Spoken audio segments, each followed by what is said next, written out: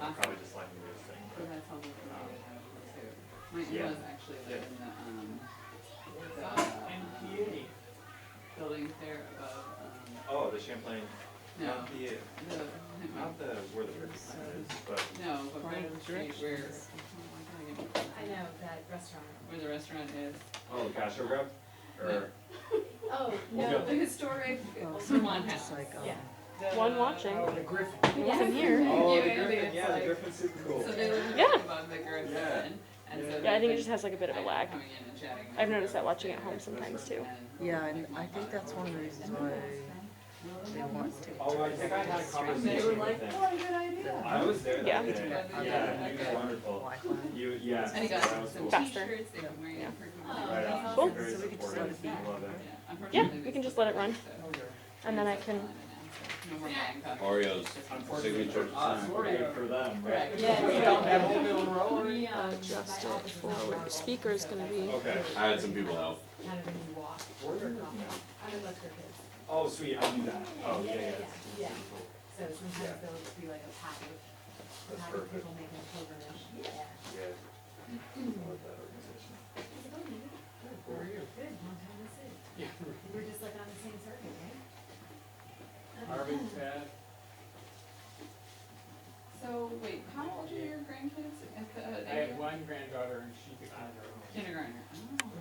Oh, okay. Is she, are they here for curriculum night or no? Yeah. It's a pretty low touch experience with kindergartners. Low touch? Well, there's not really much of it. It's Not just curriculum. like, yeah, exactly, Yeah, just sort of alright. like kind of experience the class. It's very sweet and they've got like a second session set up and then you can go kind of into the space, so they're excited. Hi, how are you? Somebody change the Facebook Thanks site. for being here That today. would be great. Like a fish show. We're excited.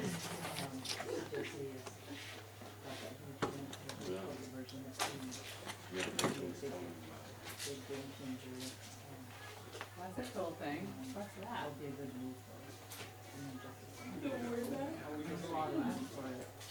I've never seen that before. And a little bit of that I know, in attending some. Hey, Mom. Sorry. They don't know how to Zoom, so that's just what it is. But seems like a better intermission than an empty room. Yeah, a lot. You're gonna be the camera person now? That's what I didn't think. How are you? I can go hunting with you. Yeah, you'll go for it. Find So some. everything's all set I'll up take a spin. See Cause what these say do not touch. and, oh, the cups. Oh, this Yeah. is, Can you share some of them? Hi. this Is is, it- you're is it- streaming Yeah, live. okay, Sherston, nice to meet you guys. I'm gonna sort of introduce folks and then And, welcome you to come up and talk So to you're folks streaming directly. live, but the camera is not Does that recording, work? right? Yeah. You and Dustin? That's how you, Great, excellent. I was telling Dustin that my in-laws live in the historic Vermont house above the Griffin and they've been coming in to Perky Planet and really enjoying that you're there Oh, on the cup. street. Wonderful. Yeah. Maybe David Bohm is my father-in-law. He's short, sort of athletic, bald, glasses. He, They're not like you. I was telling Dustin he should, they like bought their Perky Planet t-shirts and. Do you remember her, your father-in-law? Is that what you said? Yeah. so we did I this remember last time, talking to him. some pterodactyl, He was good. and, Only person I can know of from the Griffin is really complicated. the gentleman Yeah, left it allows you to send their sons from stream music. live. Oh, wow, that's cool. And, well, No kidding. And it That's goes not them, into- but that sounds like someone they like to yeah, they're interesting. They, Finally back. Been trying to get back with me for a New while. Zealand, from Australia, and they. I had a nice cocoa around I the, thought that was one of those. I went, Oh, good, yeah, no. Right now it's streaming. Coco made it on Bit- WCAS. Yeah, I tried. Hey, how's it going? Good, how are you? It's awesome. It's winter I time went here, through, so- we had Right. had a long talk with the guy from PTV and they didn't use any guy. Oh, really? Oh. Well, you have to. It has a vibe.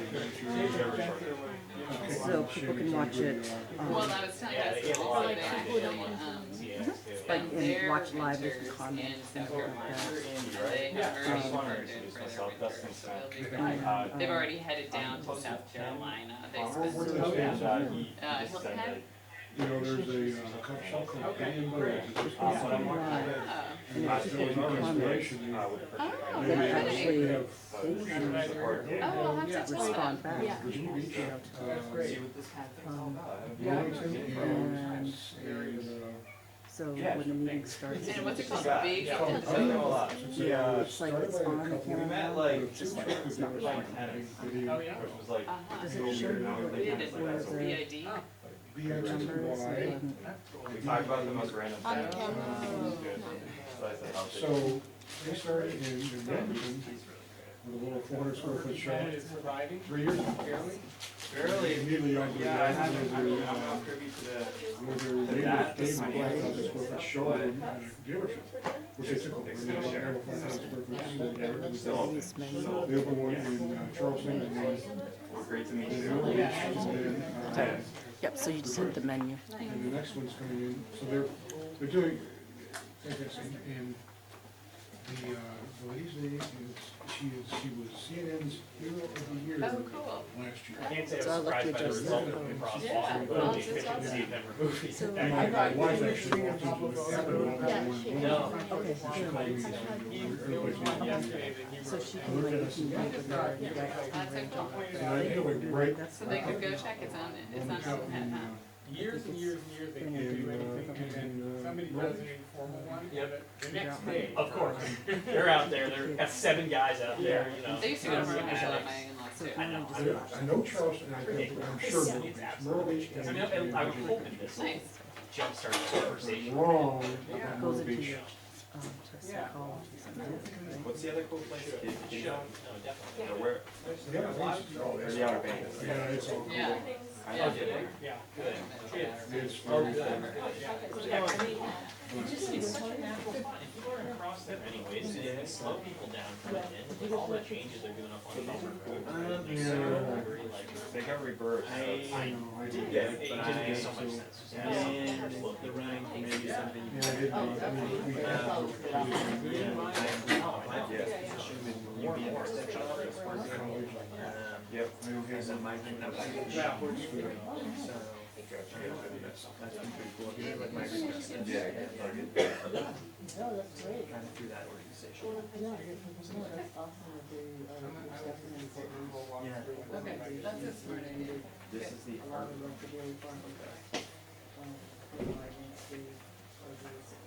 I used to know the art teacher. Yeah, I was just, reminding Justice today, I was just chatting as a farmer to a DMV appointment today, and I was chatting with that.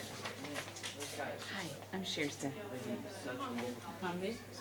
Hamdi. Nice to meet you. 9 years ago was first when I first moved to Burlington. I was looking for work and then I got a job. Yeah, I hoping I'm Florida now, I'm just a little rusty. And I worked Yeah, here. trying to chat with him as much as I Because could. I go to school. I worked here for about a year.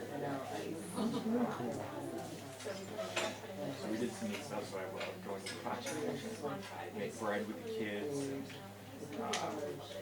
take them out to the school garden, teach them what's going on up there, grow some stuff, work with the science teachers on curriculum, so they were growing plants and basil. You know how it was like elementary school kids,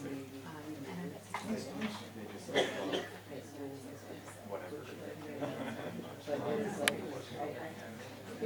Better, but I can see. Yeah, sure, we'll do that for sure. Extract this. Yeah, I felt like really bad. It's like, I don't feel not, Hey, Ryan, hi Jeff. Yeah, the dude at the DMV today was like, Feel free to sign in. There's Joanna. How are ya? Okay. Recognize you so by the city market. I'm gonna go ahead and get us started. We might have some more folks who trickle in either because we didn't realize this was where we were tonight, it's a new location for us, or after curriculum night finishes at 7, we might have more folks come in. So this is the Ward 5 NPA meeting. My name is Kirsten Rome, and I'm a member of the steering committee. And we're really glad that you're here with us tonight. I want to just thank Pitt and Humvee here with Cito and also helping us to record for Channel 17, so that folks can see this in other formats. And we're gonna start by opening open forum, but maybe just briefly, if we could go around, we're a nice sized group to do that and introduce ourselves. And just kind of say your name and where you live. So I'm Kirsten Bohm, and I live on Dunder Road. I'm Andy Simon. I live on Locust Street, and I'm on the Ward 5 steering committee. Hey everyone, Dustin Smith, and I'm up on Howard Street. I'm Dick Vaughn, I live in Milton, but I work at King and St. Paul. Jeff Wick. I live on Mountfield Court. I'm the South District School Commissioner. Megan Fitzpatrick, I live on Charlotte Street. Hi, Lucia Cabriello, I live on Pine and Lyman, and I'm part of the steering committee in this ward as well. Billy Clark, I live on Locust Terrace. Robert Crockett, I live at Piper Watch. Ashley Winsky, I'm part of the Ward 5 NPA steering committee, and I'm down in Red Rocks. Megan Tuttle, I live in the city in the north end, but I'm here tonight as a city planner, supporting the mayor talking about that. I'm Joanna Grossman, I live on Clint Ave.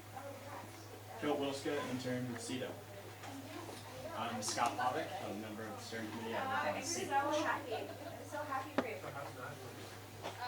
All right, so we're gonna, and by the way, just like really exciting to be in a school for our ward meeting. I feel like getting the, energy of kids and families and students. We know it was a different location than we normally meet, but we thank you for joining us in that excursion and, being cozy in the art room here. And I've heard a number of people say it's their first time either in Champlain ever or since they were a student here or that sort of thing. So neat to be here for that energy. So we're gonna open forum, and I know there are folks from Perky Planet who wanna join us and anyone else who has anything they wanna share with the group.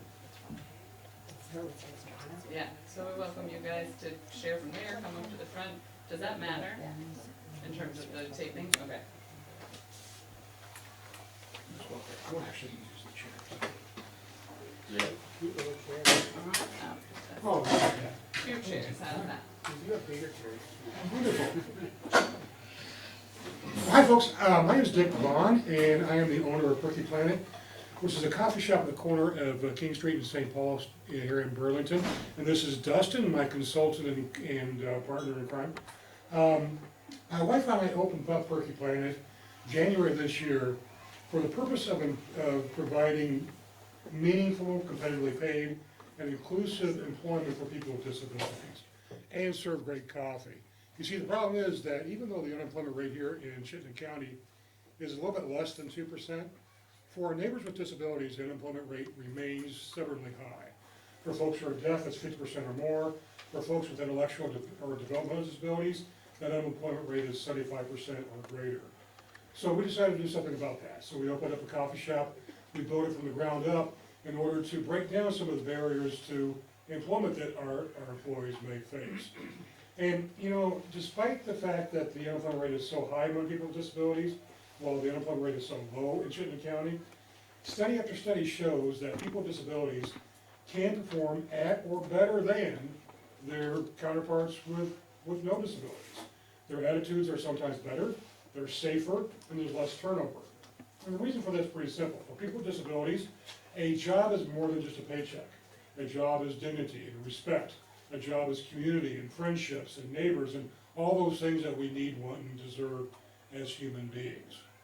So that's what we're doing. When we open up a coffee shop, we serve some fantastic coffee. And one of the main reasons that we did open a coffee shop instead of some other business is that we wanted to act as a venue for our neighbors to come in to get to know, value, and respect our employees. Because when you know somebody, it's easier to then respect where they're coming from and to include them into your everyday life. So thank you so much for inviting us out. We're happy to be here, and we're there. Come on in and have a cup of coffee with us. Anything you want to share, Dustin? No, that was great. You covered that perfectly. Ah, Yeah. see, he sucks up a lot, so that's what That's my job. Any questions we could answer for you? How has the renovation of St. Paul Street affected the business? Oh, it's been a challenge. It's been a challenge. We opened up in January on a clip, by the way, I was a business analyst and consultant for 20 years prior to this. And I will tell you that, don't do this. Do not open up a coffee shop on a closed street that's gonna be closed for the first 9 months of your existence. It's been a challenge. But we're looking forward to that ending eventually.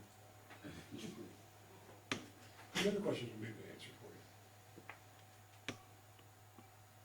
Great, thank you so much for your time. Thanks for coming back. Thank you. Come on in and say hi. Have a cup of coffee.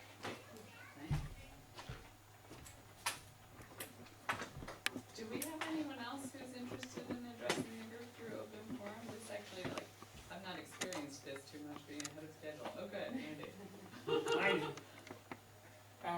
I just want to remind people that tomorrow is an international day of climate strike for students and for workers to raise awareness about the climate emergency. In Burlington, there'll be a rally at City Hall at noon with speakers and music and various kinds of entertainment. There are 3 marches that are converging on that. Maybe there are more. But there's one from UVM that starts up at the Green and goes down Main Street. There's one from Champlain that I think is going to go down Maple Street, and one from Burton that actually leaving from the Burton parking lot, I think at 11, or gathering at the Burton parking lot at 11. So I preaching to the choir here, I'm sure, about the climate emergency, but spread the word about with your family, friends, and associates.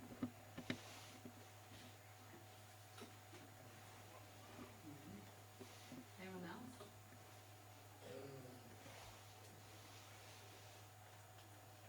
Okay.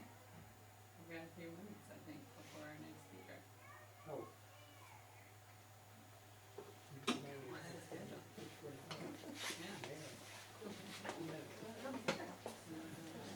Yeah. I'll be back. It's up to you. Feel free to indulge in the Yeah, snack break. as one of the greatest snack pickers, so. Every time you talk about this. Anybody hear the I'm answer? No? bringing the apple cider's cheating, but it's See ya. trying to fall under. Wow. That's all.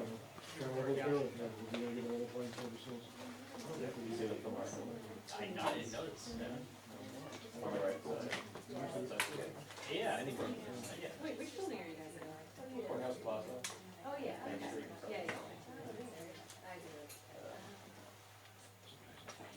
I don't know, for those concerned about the noise, I think the concern is not what I take off. I heard. Thank you, neighbors. Thank you. Thank you. Yeah, you too. That's the wire. Yeah, watch Thanks, guys.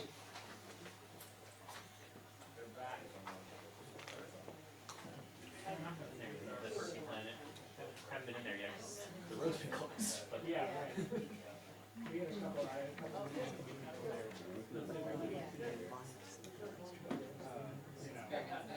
Does this, how do I know if the light is this? Just let it continue. But even, Yeah. Yeah.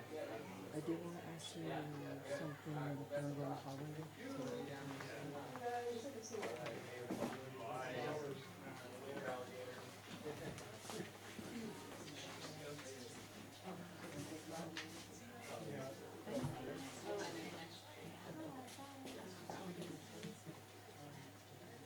Yeah, we're still taking a little break. Great.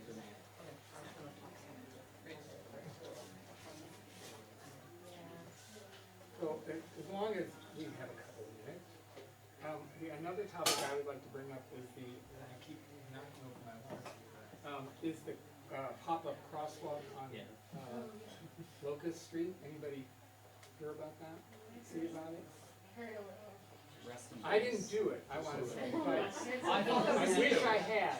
yeah. What is it? That seems like an Andy Simon thing. At the corner of Locust Terrace and Locust Street, Hi there's there. a place that, I'm Kirsten. everybody crosses to go to school. Yeah, can meet you. Are you, From our Right, neighborhood, and it's sort there's of no crosswalk. welcome you here. And Great. so, Andy's just some finishing neighbors up. took it on themselves to, create one with Washington. They did a beautiful job. Hey, Mom. And, Good. the next day, Department of Public Works came out with a power Good to see you. washer. Come on board. And Yeah. When you start? there's still a shadow of how. Yeah, there's, I'm excited about that. But, Great. it's Good. an Good. interesting event, an interesting sequence of events. And then Pablo Bose, now that he's on the Public Works Commission, said, you know, for years and years, now people have been talking about it. More And definitely.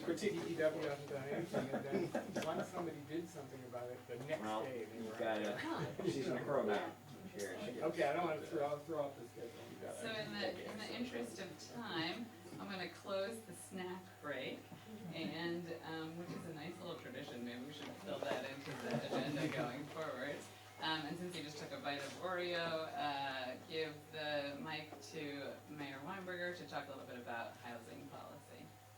Great, thank you, Kirsten, and thanks for joining the NPA leadership and making Ward 5 NPA work. It's been a while since I've been to the Ward 5 NPA, I feel like. Good to be back. Thanks for having me, giving me a chance to talk about the housing work that we've been doing since the spring. Megan Tuttle is here tonight. Megan is handing out this pretty detailed handout about this housing work. Megan is our senior planner and has been part of a big team of staff that has been working hard on this since the spring. Let me, some of you may know, I've spent my whole kind of career in housing before getting elected as mayor as an affordable housing developer in Florida, New York, New Hampshire, Vermont, and then came into office really focused on housing. Once I get going on housing, I talk for a long time. I'm going to try to control myself and just try to summarize in 10 minutes what we've been doing since the spring. I'll try to give the kind of big picture theory, if you will, of how we're approaching this, and then leave as much time for questions about this, or if you want to talk about other topics, I'm happy to do that too. It is hard in this format to get too far into the details. Each of these 5 proposals we're working on has a number of details in it. That's why we've tried to create this handout to really give you a sense of what we're thinking. And let me say at the outset that the earth is soft on these housing policies. These are kind of proposals at this point, concepts, ideas at this point. They don't have, the administration has not at this point come down and said, this is what we think we should do. We're getting close to that point.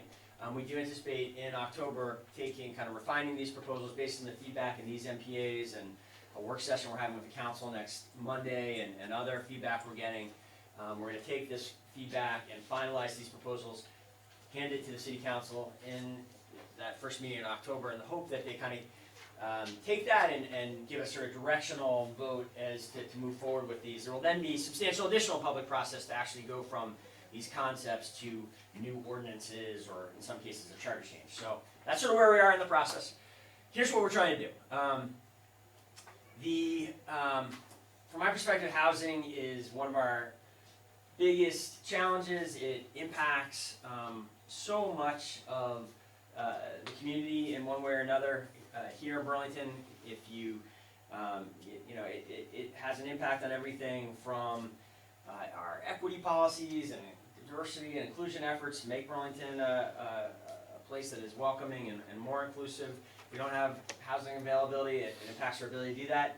It impacts the ability of businesses. You hear again and again that the biggest challenges businesses face to growth and to job creation is the high cost of housing and the sticker shock people have when they consider a job here and then look at how expensive the cost of living is. It impacts our ability to provide government services. Certainly, if we could grow our the number of homes, if we could grow our tax base, it would be easier for us to afford our very ambitious social programs. I think getting our housing policy right impacts the environment, and that pushing, to me, it is really working very much against our climate goals to push growth and development farther and farther out into the suburbs and exurbs when we know that downtown homes have a fraction, literally, you know, really 25-30% of the carbon footprint that counterpart suburban homes have. So, you know, almost no matter what your issue is, housing is a part of it.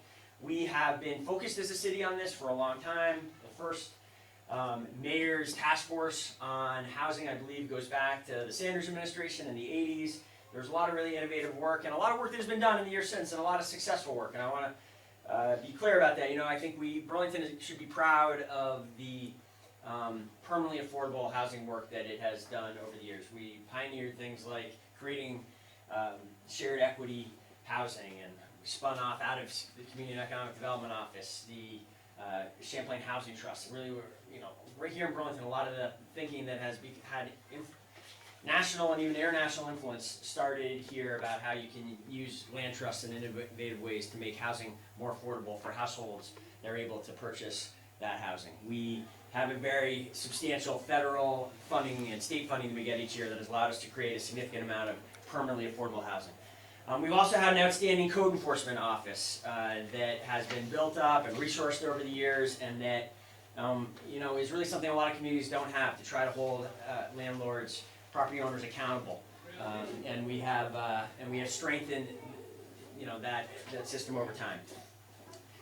And yet, despite all that, our serious challenges persist in housing, and in some ways they've gotten worse. If you compare the average cost of rent for the average Burlington renter today, a study we did a few years ago showed that the average renter was spending about 44% of their income on rent.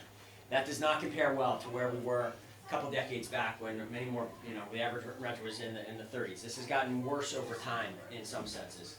So, given that concern, we have been working on this throughout my administration for 7 years. We had a lot of focus on this with the council back in 2015, and we actually had the council unanimously adopt something that we call the Housing Action Plan. It was a 23-point plan of initiatives to work on. In a lot of ways, though, they boil down to kind of three big things. And I've, you know, people have heard me give this kind of talk before. I will note I've often said in the past 2 big things, but doing all this communicating and talking with people makes me realize I should be really clear that it's really 3 related but separate things. One is, we have continued over the last 7 years Burlington's commitment to permanently affordable housing. In some ways, we have expanded that commitment. We have basically doubled the Housing Trust Fund during that time, which is the local fund that we create to help with housing affordability. We have built or preserved more than 500 permanently affordable homes over the last 7 years, which is a significant number that compares well to prior periods of Burlington's efforts. We have, on the code enforcement side, thank you, Andy. On the code enforcement side, we have strengthened that system over the last 7 years. We've been very fortunate, and this wasn't one of my hires. It was one of the department heads I inherited. Bill Ward has really taken charge of the code enforcement office, and I think done outstanding work getting more out of the resources that we have in code enforcement. So just to give one example of that, and there are many, but one interesting one is we've for a long time had this sort of statutory commitment to inspect every rental unit in Burlington once every 3 years. We're not even coming close to meeting that goal before Bill Ward stepped into office. Because of changes that we have made, because of some policy changes, because of some great kind of process flow work, we now, for years, have been meeting that commitment, and we've actually kind of refined it even in some interesting ways. We now have a new system that allows us to focus resources, not just to have a blanket policy of inspecting every property every 3 years. The properties that are very well managed, that score very well at our minimum housing inspections now can go 5 years without a new inspection, whereas properties that are more problematic can be re-inspected as much as once a year. So we're really focusing those code enforcement resources, I think, in a smarter way. It has allowed us to do other things like respond to, on average, code enforcement complaints to a certain degree, this is a complaint-driven system. We now respond on average in 48 hours to a complaint. So I think that system has really strengthened in recent years. An area that I have long thought Burlington could and should do better, and that was a big part of that housing action plan, is on the creation of new homes outside of the permanently affordable area. That is an area where, from my perspective, in a lot of ways, the market has been broken by some of the land use policies that we have in place. And we have been, while being committed to code enforcement, while reaffirming and doing as much permanently affordable housing work as we can, we have said, you know, we have a supply problem here too. We need to create more homes if we're gonna be able to broadly make Burlington more affordable and change the cost curve. And there we've had some success too. If you compare the last 7 years to prior periods in recent Burlington history, it has been a marked uptick in the amount of those essentially market rate apartments that have been created.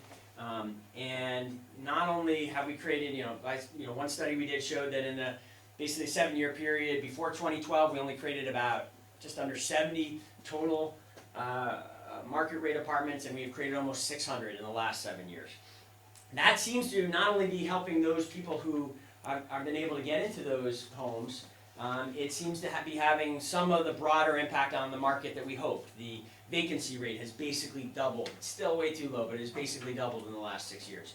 The inflation rate for housing has gone from being much higher than the general rate of inflation to actually being, in the last few years, a little bit lower than the general rate of inflation. It's sort of leveled off, and in some sense, it's become a little bit more affordable relative to the cost of other goods. Still not where we want to get. Still very expensive community, but some sign of progress. I think an indication that we should double down on all these strategies, and that there is some sign that they're working. And these 5 proposals, in many ways, is that doubling down. There are 5 proposals. 2 of them are aimed squarely at the kind of traditional affordability or renter protection kind of initiative. We are proposing to codify the increase in funding to the Housing Trust Fund by having a charter change that would basically at least restore the tax, the dedicated tax that goes to the Housing Trust Fund to a full penny on per $1,000 of value. And then we are a second change that over time is pretty significant is it would be done in a way that as there are reappraisals, that penny would the value would rise with inflation, which is something that the current charter doesn't have. So it would ensure, it would stop this situation where every year the Housing Trust Fund gets essentially eroded a little. The value would rise with inflation. The other area that I'm pretty excited about, and that has definitely evolved and gotten refined out of the conversations we've had in these 2 housing summits since the spring, is we have, I think, a really strong theory for how we deal with this problem that some people call the split incentive problem with the utilities. And what people mean by that is in 85% of our rental properties in Burlington, the tenant is responsible for paying the utilities, but it is the property owner, of course, that makes decisions about weatherization. And that split incentive, it really removes some of the significant financial incentive that homeowners have, for example, to upgrade their homes when they know, like my home, when we went through weatherization with one of these old 100-year-old homes, we weatherized it, we saved 25% or more many months on our heating costs. We've seen very good uptake of those programs in single-family homes. In general, we've struggled to get rental properties to do that kind of work. Our theory for how we address that, which again, the details are in the packet, but is basically to make part of the minimum housing inspections, part of those inspections that Bill Ward does every 1 to 5 years, his team does every 1 to 5 years, will be a requirement that property owners do basic weatherization on all Burlington rental homes over a pretty focused period of time. There aren't very many cities in the country that have required this. Boulder is one that did. I think we should do it. I think it's very much consistent with our net zero energy city goals. And, you know, we're clearly not gonna get to those climate goals that we've been laying out and talking a lot about over the last couple weeks if we don't see much, you know, improved weatherization of many of our homes. You're here. Yes, Gabrielle, for people who don't know, is long been involved in the Burlington Electric Commission, and the commission's been a real champion of this net zero energy city effort. So, thank you for your work on that. The other three proposals are proposals that are aimed more on are really aimed at that supply issue. One of them is a proposal to make it much easier, and I know we have. We don't have very many accessory dwelling units in Burlington. We have a handful, and I know we have the owner of one of them is with us tonight. I don't know if Andy, you want to share any thing about your experience on how you found a way to get it done. There aren't many people who have. There are just a few dozen of these accessory dwelling units, by which I mean these essentially small. They can either be attached or detached, small homes that can be an additional housing unit on a single-family home property. Other cities, these are supposed to be legal essentially everywhere by state law, but when you get into the details of land use policy, while they are nominally legal, they are often very difficult or impossible to actually build and be consistent with our land use regulations. We want to change that by changing some parking requirements, by changing some things about the way we deal with lot coverage. We think we can, like, for example, Brattleboro and many other communities see significant increase in the number of these homes that are created. The second kind of supply-focused new policy is about downtown and transportation corridor parking requirements for new construction. So right now, anytime a new project is built, there's a requirement for a certain amount it depends on the part of town, and it depends on exactly the mix of uses in the new construction, but every project is required to build on-site parking. We are proposing that we join literally hundreds of cities across the country that either never had requirements like that or have been removing them in recent years. This has really become a movement. We think Burlington should do that, and in doing so will bring down the cost of new housing, and will essentially not, it's something of a kind of government putting its thumb on the scales in favor of this sort of auto-dependent kind of economy. To have that kind of requirement, we are proposing to go to a system where really the builders decide how much is needed in that particular location. This would be combined, importantly, with, at the same time, we would be removing the requirement for new parking to be built. Let me make sure that's clear. There will still be parking built, it just will not be required. At the same time we're removing that requirement, we will be committing to do the work. It will take about a year probably, but to do the work necessary to impose a new alternative transportation impact fee on all new developments, so that Please pardon the interruption. Thank you very much for our Champlain families for attending our open house and curriculum night. We honor your support and hope you have a lovely night. Thanks also to our friends from King Street and Burlington High School for supporting our child care program this evening. Have a great night, and we'll see you tomorrow. I didn't realize it was an open house. I was a little worried when I pulled up in the parking lot. Everyone comes to talk about the St. Paul intersection. And Mayor, it's a good moment to say there's about 7 minutes. Okay, sorry. So basically, the last one is about short-term rentals.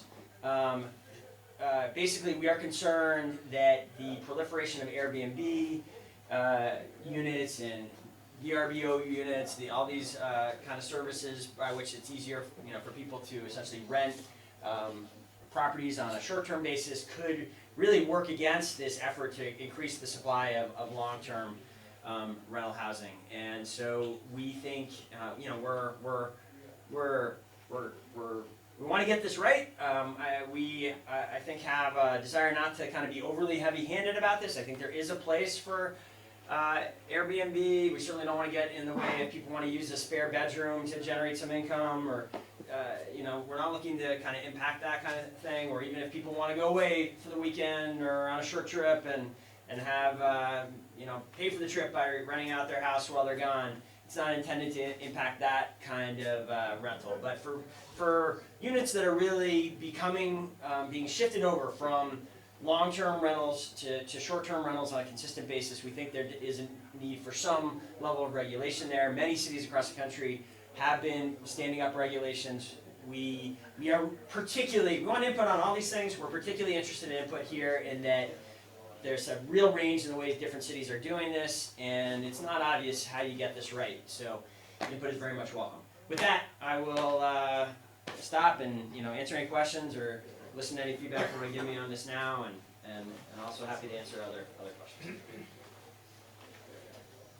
For the short-term rental policy, I'm just looking it over quickly right now. Is there going to be a requirement that the units be owner-occupied or anything along those lines? I don't know how much of a problem you guys have seen of sort of investor-owned or corporate-owned properties. I know that's a problem in other cities. Right. But Megan, do you want, can you give the quick summary exactly where we've landed at this point? Yeah, so that is a really good kind of perspective that we've heard a lot about, is not having the host on site and how that leads to issues of like speculative property development, and also just it is an issue of the behavior of people that are renting and making sure that any issues are addressed. So we also did hear though from people that felt that if we required the owner to live on site, that it was not a fair approach to tenants, renters that might also want to list their space on these sites. So the way that the proposal is structured right now is that the host, whether they're a renter or an owner, needs to live on the property, then it needs to be their primary residence. Hey, Jeff. Yeah, hi, just wanna wade into that Airbnb morass, I'm sure it is one, because I would think, that this Airbnb phenomenon, though it suffers from some of the downsides you suggest, quality of life for those who do live permanently, reduces the number of permanent houses, it fills a void in our, other limited options for tourists. In other words, I would think there's a lot of positive tourism dollars and economic activity that allowing Airbnb and folks to come in and stay on a temporary basis would promote in the city of Burlington. So I would urge lighter regulation and taking your sweet time before coming down heavy on this. I don't know. And I would also wonder if you just sort of let it reach its equilibrium at some point before you move too quickly. I just see Burlington as such an attractive place for tourism and tourism dollars, right? And I see this as a yet another place in the food chain where people can stay if the hotels are booked, or if they just prefer that option. Yeah, thanks for that, Jeff. I do find this one to be a challenging call. I will say, it feels to me like we should grapple with this now, debate the pros and cons, and try our best. These things are always, to a certain degree, subject to reconsideration, but what has happened, I think we should really try to get the policy right now and get it out there now. Some cities that have waited to make regulations have seen, people that have ended up getting hurt. I don't know if people listen to the Planet Money podcast. There was a pretty kind of heart-wrenching story recently about a woman who didn't have extensive education, but she had found a way to really make a good life for herself, fixing up and very responsibly taking care of these shotgun houses in New Orleans, and she put a lot of money into restoring these, and New Orleans actually came out and said these are fine, we like them, and more money went into them. This woman put more money in, and then they totally changed her mind, a year later, and now all of a sudden she can't make any money out of these investments. I'm worried about, I think we should figure out what we want our policy to be and commit to it. We are definitely not trying to prohibit the existence of these. I think what's clearest to me is we don't want 5, 6, 10 unit buildings just totally switching over and see a very substantial erosion of our permanent housing supply. But between that and kind of no regulation, there's a lot of ground, and we're trying to figure it out. Yeah. But thank you for thank you for the caution, and you're right, I mean, there are definitely positive impacts, positive benefits of having more visitors here at the same time. We probably have time for one more. Hi. Hi, are you guys gonna do any work with UVM about housing more of their students on campus? Oh, yeah, I'm really glad you asked that question, because what I have been trying to start this talk off by pointing out is there are definitely some things on this five issue list. While we think all 5 of these things are important, and in some sense they've been kicking around for some time, and we want a process to make decisions about them and get them done. This is not.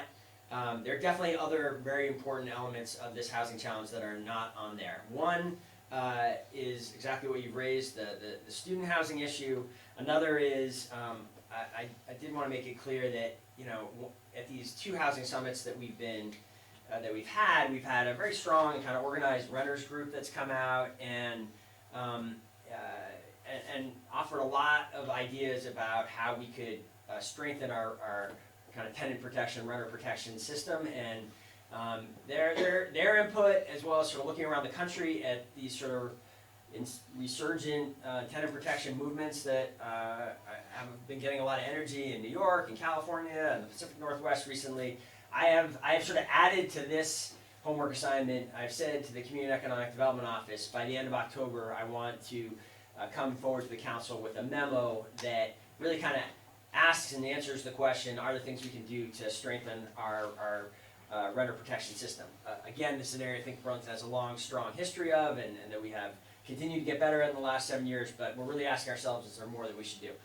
The student housing issue is a little bit different. This is an area that has very much been part of the Housing Action Plan. Since for the last 7 years we've been working on it. We set an explicit goal of basically building new student beds for half of the UVM and Champlain College students that were living off campus in our Burlington neighborhoods. That translates to about 1,700 new student beds that we set this goal of trying to create out of the 3,400 that we believe exist of students more or less living in the neighborhoods. We have made some progress towards that goal. About 600 new student beds have been built and opened in recent years. Most recently, there's about 300 at that 194 St. Paul Street project that Champlain College has built. But we have kind of stalled out on that a little bit. It's been some time since we've really seen a big step forward in that, and that is a frustration to me. And I know it's a frustration to the woman on your right. Councilor Paul has been very active on this, and other councilors as well.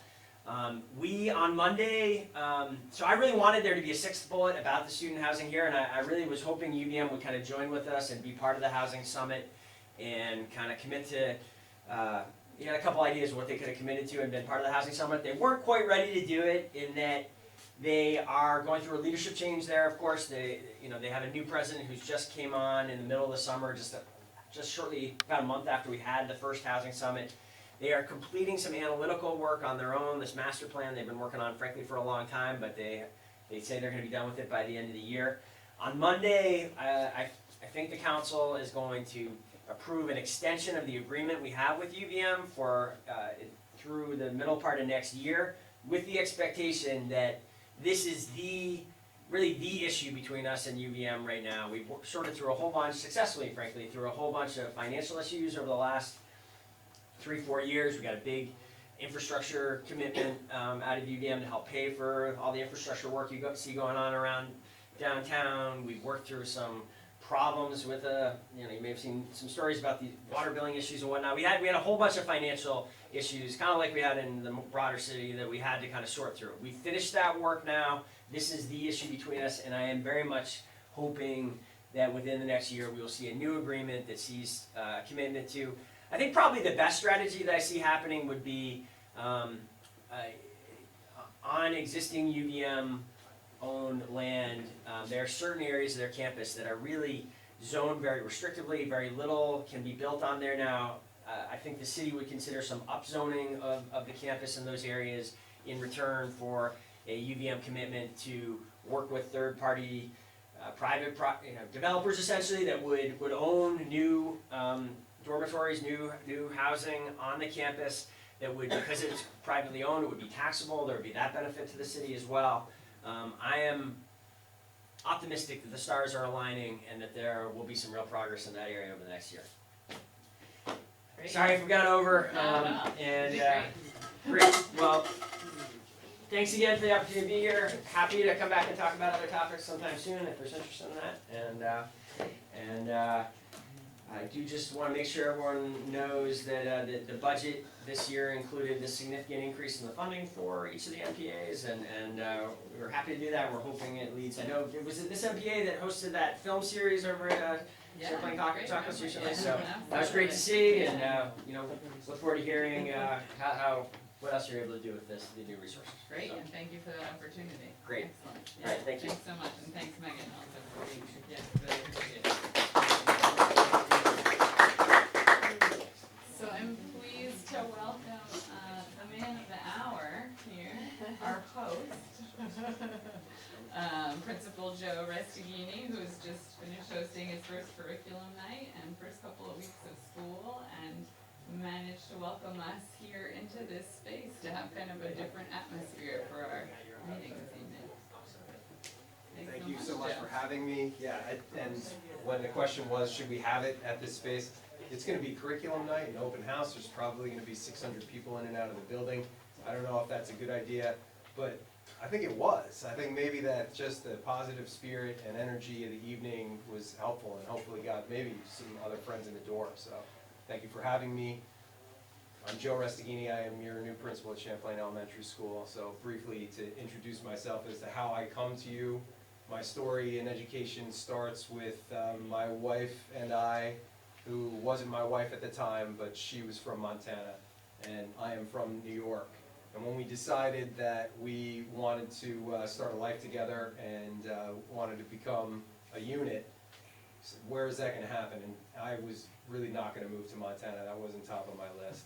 And when we had the conversation, she was really adamant about New York is not going to be where she was going to go either. So we literally looked at the fundamental policies and practices of a new place. Where would we want to start over again as a family? And Burlington hit the top of the list with everything that was socially progressive and politically motivated and family-centered, and all of the factors we checked off the list for Burlington, Vermont. So we looked at the map. At that time, it was a paper map that we unfolded on a table, and we saw a place called Essex Junction, and it sounded like the name probably has a train station in it. And so we literally said, let's go there. And so we put all of our stuff in the car and we started looking at Essex Junction, but as happenstance would have it, we moved to the Champlain School Apartments, literally right across the street from the building here. And at that time we moved here, one of the things on the list was I was coming back to school to become a teacher. And when we lived in that apartment, I would wake up in the morning and look out the window and say, someday I would love to be a teacher at that school. And cycle of the universe has it now that I have really come full circle, and I'm now welcome as your new principal. So thank you so much for having me. It's a beautiful love story to be here that is really special to me. I'm really proud and honored to be your new elementary school leader, and to be also a leader in the community as well. So I appreciate the opportunity to speak in front of you tonight, and I also like to have the opportunity to be a part of your planning as we look forward to building a future community.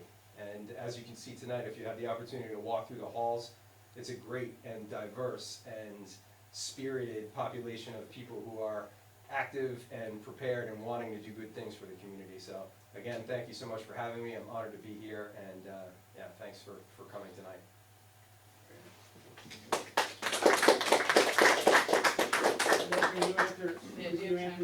Yeah, sure, I'd love to. Yeah, I don't know if I have any good answers, but I'll try.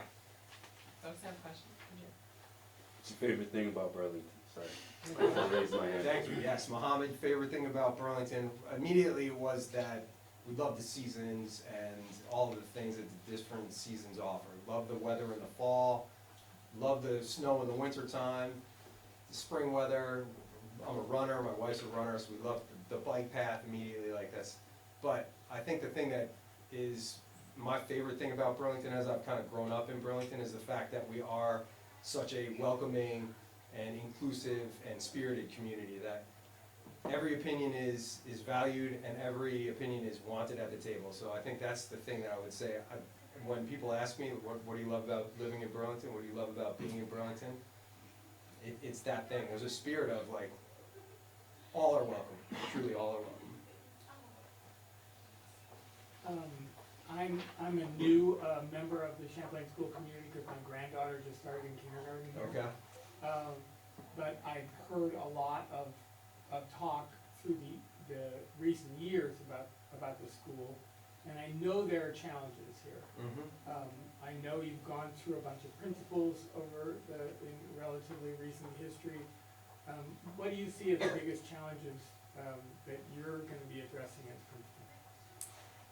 Really, I'll start with what my goal is as we start this new endeavor and as I kind of begin my era here. My goal is to build a sense of community and a sense of respect and inclusion so that the challenges that are going to come down the road, the challenges that are going to be present and that are present in every school environment won't be as hard. If there's a sense of respect and community in a place, if people feel that the principal is as accessible as I hope to be and put myself out there to be, then I'm able to answer questions, and there is a level of transparency that is required when we deal with sensitive issues, and we're talking about sensitive young people as they're starting their educational careers. It's important that the principal and that the teachers and that the school community is open and welcoming, and the climate is one of inclusion. And so that's my first goal, is to make sure that that spirit of community is just how we do business. Does that answer the question? What's the first challenge? What's the biggest challenge? The biggest challenge is to make sure that all voices are heard and welcome and appreciated. And that's from your 5-year-old granddaughter who's starting kindergarten now to our 5th grade students who are active and will be active tomorrow at the climate strike, and to the para-educator who's starting their educational journey. It's their first job in education, to the veteran teacher who's been teaching for 25 years, and to make sure that their voices are equally heard at the table, and so that, again, we go back to that piece where all are welcome, all opinions are needed to be included in order to have a collaborative environment. That's the challenge, is to make sure that there are people who go home at night feeling like dissatisfied with their experience. 5-year-old to 65-year-old. Other questions? I have a quick question. Sure. So my daughter transferred out of Champlain to Integrated Arts last year. And I'm curious if you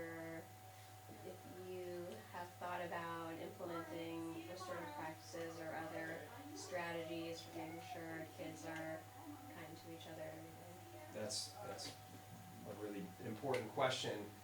Burlington School Districts adopted restorative practice as one of our fundamental. All schools do this, from elementary school to preschool to high school.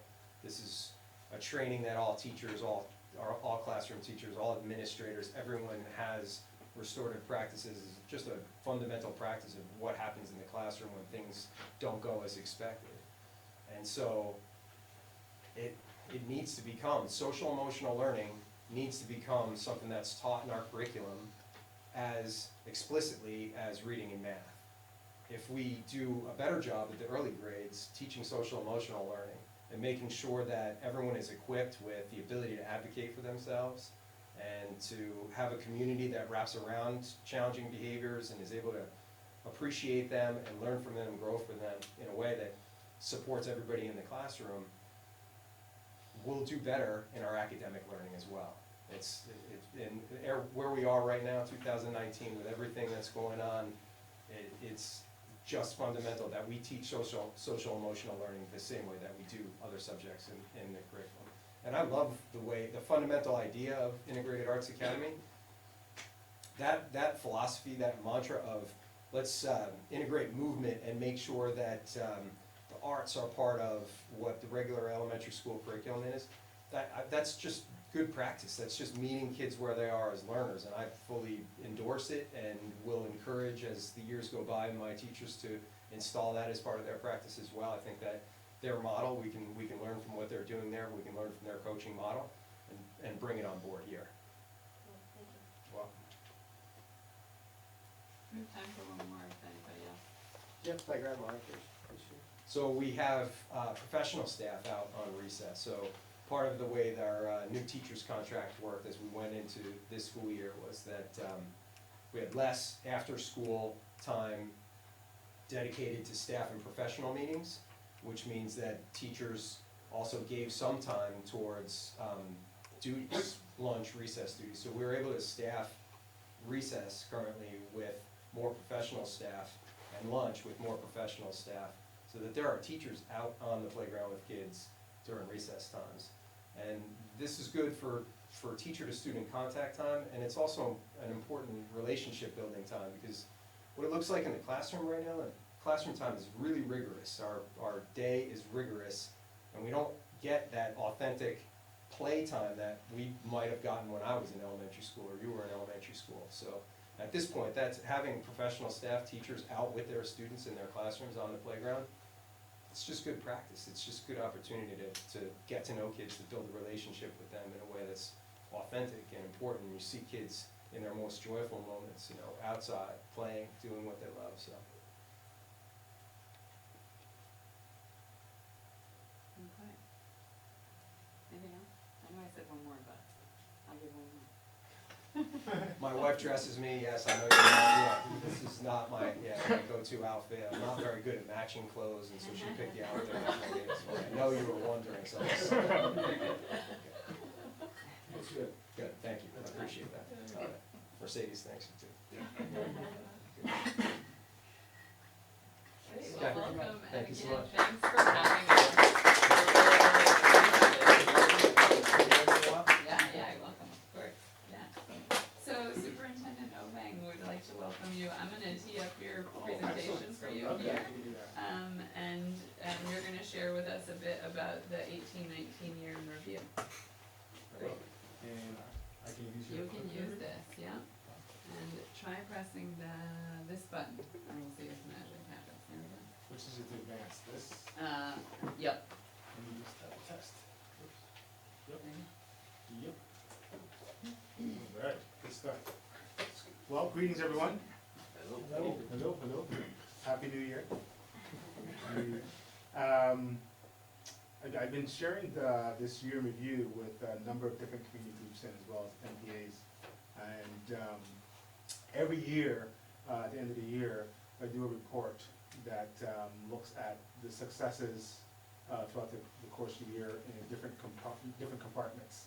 And it's quite challenging because we get lots of input around what people feel hits the threshold, and we have to kind of synthesize that down. And I share it with the board. And this year, after I did it, I was kind of reflecting on it, and I was really kind of excited about some of the accomplishments we were able to share. And started thinking, oh my goodness, I'm entering my 5th year here in Burlington. And like, wow, how time has flown. And I started reflecting back on when I was attempting to arrive here. Those of you who've been around have had some visa challenges trying to cross the border, and resolved that and got through. But at the same time, there were some significant challenges in the district. When I was coming in, there was some financial challenges. There was just a failed budget vote. There were some deficits in the budget. There was some financial irregularities that were happening that need to be corrected. On the school fronts, we had some documented safety issues that were being expressed from staff and students. There were actual racial tensions. We had students leaving schools protesting against race. We had some documented discrimination allegations and things to address. I heard from the newcomer community as well too, in terms of their kids not getting the appropriate supports to succeed. We had students, I don't know if you guys heard this story before, we've had newcomer kids who graduated, right, walk across the stage to high school and get their diplomas, and then their parents are really excited, and then they say they're getting ready to go to college or some sort of post-secondary, and they find out that they actually didn't graduate. It's not a real certificate. And so we were kind of just trying to make people feel good and go through. And so that was a surprise to me to hear those types of challenges. So those are things we had to get to work right away. At the same time, which I didn't know at the time, because you know when you accept the job, you hear about some of the challenges, you go, okay, great, we can deal with that. We have 8 bargaining units, and we were in stalled negotiations with all 8 units. And so it was like, okay, welcome, here you go, right? And so, but at the same time, based on my analysis of the district, I really felt that we had the essence and the foundations to move forward, so we continue to move forward. So it gives me great pride to share with you the accomplishments after this past year, when I kind of reflected back and said, okay, well, there were some real challenges, and we've dealt with some challenges along the way, but we're still able to maintain some good product for our students and for our community. So I'm looking forward to sharing that with you. One of the things I'll say, I've got a presentation here. This presentation is only about 6 hours long. But I will attempt to do it in about 10 or 15 minutes, so we can maybe have some conversations. But I have put my link here, www.bsdbt.org, district superintendent. You can go to the website, go to the superintendent page. You can get this presentation along with other content relating to this information. You can spend more time in detail if you're interested in that. So I'm not going to spend that much detail on every single slide, but I did want to share this with you. Okay, let's see if I can make this work. All right. So I heard some of the previous conversations and giving the questions to Joe, and I do want to say, welcome, Joe.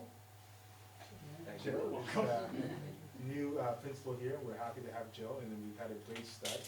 Just to let you know, and Joe brought some great enthusiasm and some structure to the school, so I know that the staff have appreciated it so far, and I'm hearing from parents that are pretty satisfied, so thank you, Joe, for that great start. One of the things we established a few years ago was the strategic plan goal areas, and see this thing works. Oh, it is. Okay, great. We established these 3 big buckets after we had some consultations with community and think, what are the things that are important? And we had to kind of figure out a way to synthesize in a way that we can start taking action through budget and through our priorities and our action plans with our staff to move forward. And so I call them the big rocks, which are these things: inclusive teaching and learning, equitable climate and culture, and sustainable finance and facilities. So there were 3 big buckets. And so we were able to get a framework around to do that. And normally if you go and look at other districts and stuff, you'll see everyone has some form of strategic plan. In Burlington, we didn't have anything. We hadn't had anything for as long as I could look back to find. I couldn't find any sort of strategic plan. So that made sense around some of the things we're doing, some of the budget things, but we didn't have a focus in terms of this is where we're gonna put our energies and move that. I was happy with that. But at the same time, the state was developing their own priorities. And so we were kind of like, I hope that they don't come in and say, you're gonna be doing this now, and then we're gonna do this, and we're gonna say, wow, we can't really do our priorities because the state is mandating us to do these. But fortunately, we were able to align ours. So if you see the green part here, this is the Vermont Accountability System requirements, and it aligns really well with our goals. So academic proficiency, personalized high-quality staffing, goes in line with our inclusive teaching and learning, safe and healthy schools, goes in line with our equity, climate, and culture, and then investment and priorities aligns really well with our sustainable finance and facilities, right? We've been working, and most of you have heard about some of the capital campaigns and things like that. The only thing I would say is that, the state talks about investment and priorities, but I would like it if they would kind of put some dollars to that, right? And say this is a priority, because they used to have like capital aid and grants, and no longer exists. But I'm not sure how you make that a priority if you're not really gonna link that to the support you give that. So that's a challenge we have with that. But let you know we've had great support from the community to move ahead with many of those initiatives, so we've been able to continue to sustain. Okay. With that, so I'm gonna share some of these nuggets in the big buckets, the 3 goal areas, so you can see how they kind of align up a little bit, right? So other inclusive teaching and learning, expanded learning, okay? Anybody ever heard that before, that program, expanded learning? Okay? Yeah, I know you did, Joe. Those that kid in the front of the class.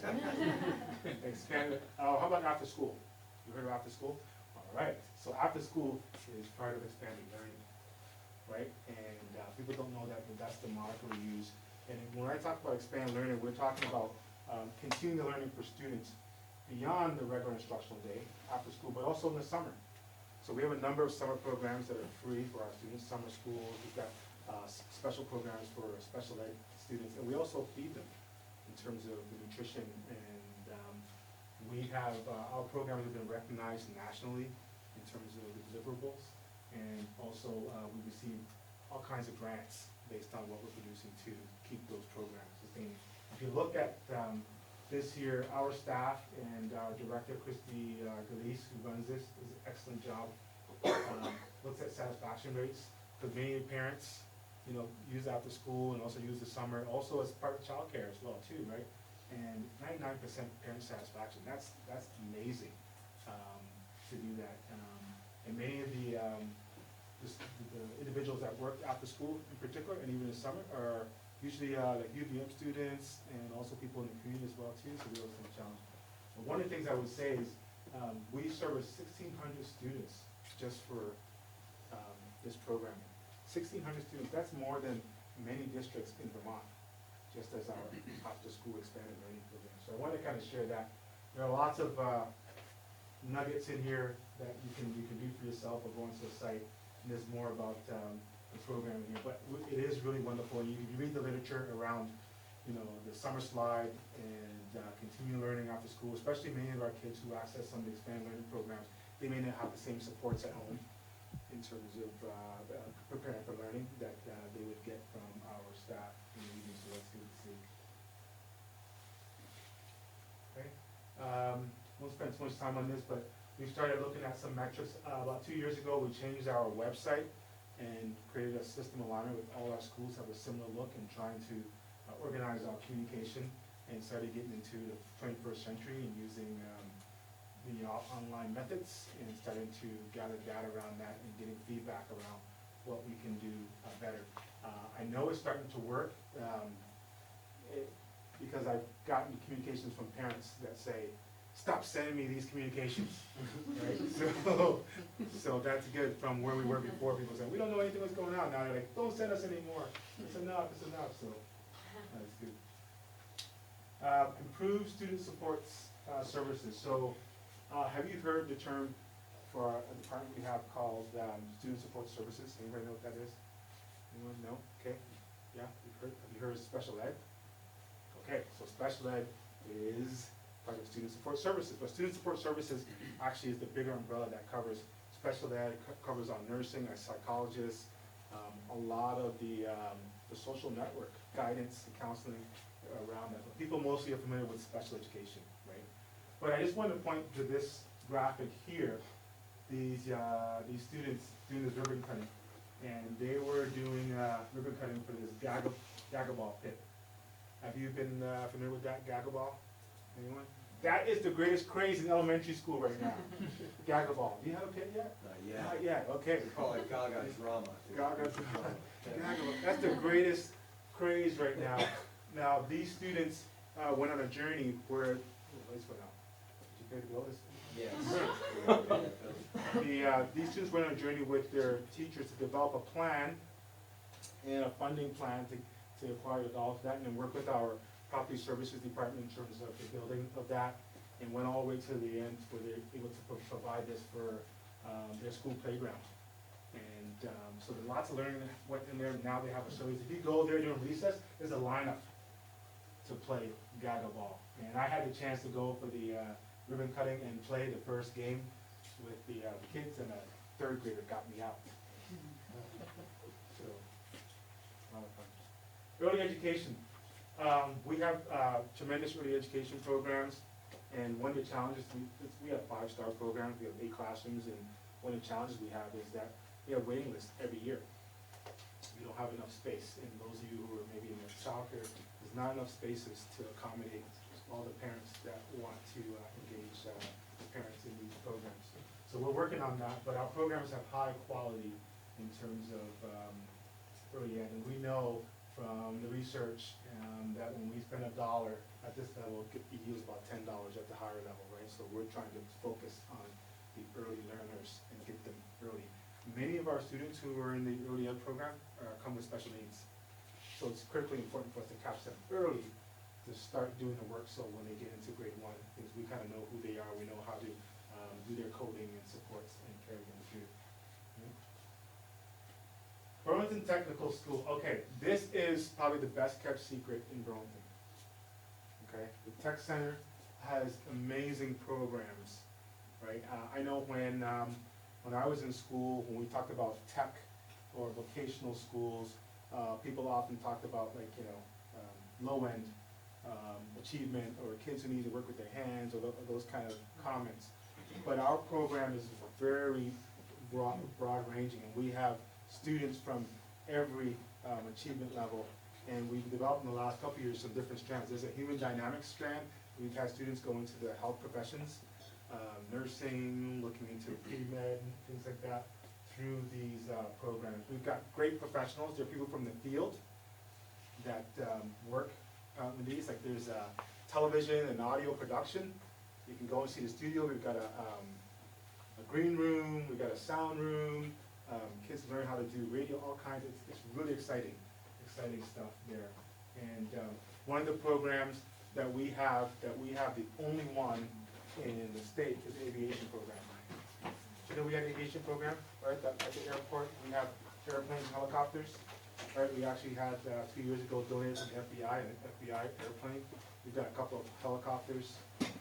Jeff's not here, but I was gonna see if the board would let me have one of the helicopters to fly around, but it's really great. It's amazing to see. And we get employers calling our program to see if they can hire our students. And there's so much work out there that we never have enough students to accommodate those programs. The nice thing I've seen in the last couple of years is we're starting to engage young women in some of these pieces. And there's one particular woman, I can't remember her name, but she graduated the program and got employment, and she's been helping talk about the program. And when I went for orientation last year, there were a couple of young ladies there for orientation, and asked why you're here.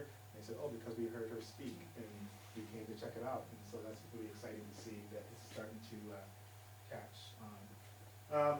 I want to talk about high scholastic achievement, because we have some tremendous examples of high achievement.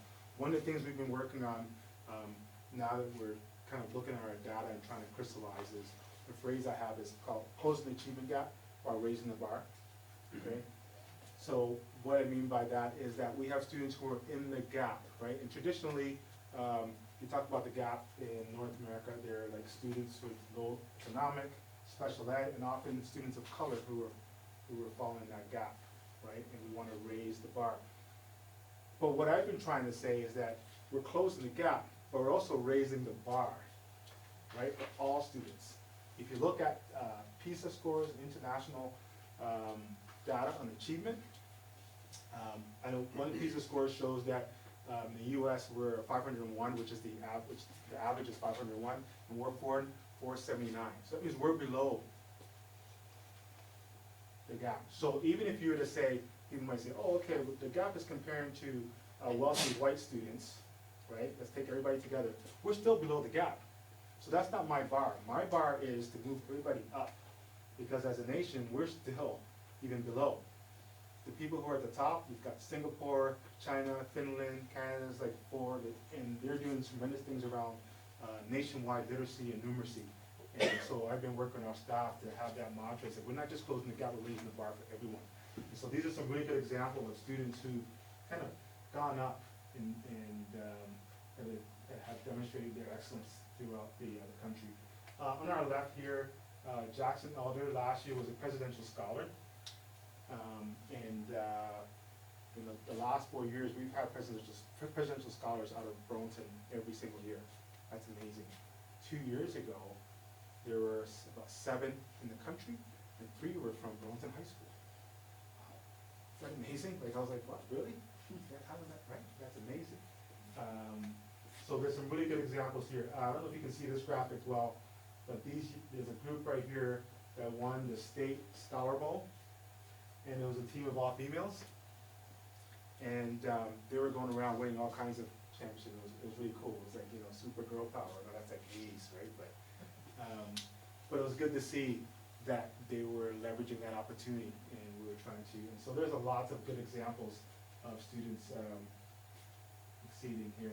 On this graphic, you can see Vivian Lee won the Vermont Brain Bee, right? And these are students right from our high school. They're winning state and national accolades, right? English learner programs, this is a group that we know that we have to give concerted strategic efforts to. And I gave you those examples at the beginning about the graduation and how the people weren't really graduating, and that was not acceptable, and so we've made some of those changes. We've got great partnerships with our neighboring districts like Winooski.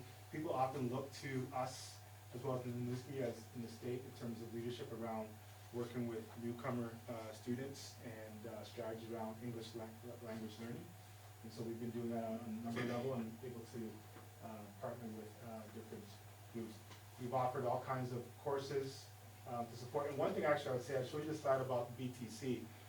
BTC now is fully accessible for EL students now, where before you couldn't go, right, because they didn't have, but now we have a staff that's dedicated and we can integrate those students, they can have those opportunities as well too. Won't spend too much time on this, but we've also even gone into technology and family-friendly report cards. So if you look on our website, you'll probably be able to see, you can share this with people who might be interested. There's some sessions we're having for parents of newcomers to kind of explain the system to them a little bit better and how to connect. And last year we had staff engaged in using apps. Everybody has a phone now, right? Apps that has that they can communicate in languages and have different, and we're continuing to develop those technologies with our partners to do that work. But the family-friendly report cards is really cool because parents can be educated on how to read this report card, and then they can now learn how to advocate for their kids in the schools.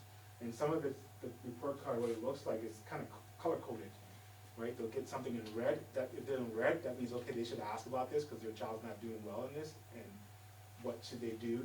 Go to the school and get a plan to make sure that they're successful in that area. This is another graphic of some of our staff. I talked about Christy over here. She's that runs the Expanded Learning. She's gotten us many grants and been recognized nationally for her work. We've had National Principals of the Year, State Substitute Teachers of the Year, and on and on. So we've got some great staff doing some wonderful things as well too. In terms of innovation, a year ago, I think it is now, time flies, we started this initiative called City and Lake Semester. And what I like about this initiative, it really came from the ground up.